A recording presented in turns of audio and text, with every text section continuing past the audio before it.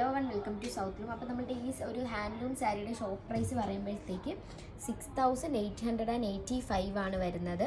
ഇതൊരു കോൺട്രാസ്റ്റ് കളറിൽ വരുന്ന ഒരു ഹാൻഡ്ലൂം സാരിയാണ്. നമ്മൾ ലോട്ടസ് ഡിസൈൻ നമ്മളിങ്ങനെ പല്ലു പോർഷനിലാണ് കൊടുത്തിട്ടുള്ളത്.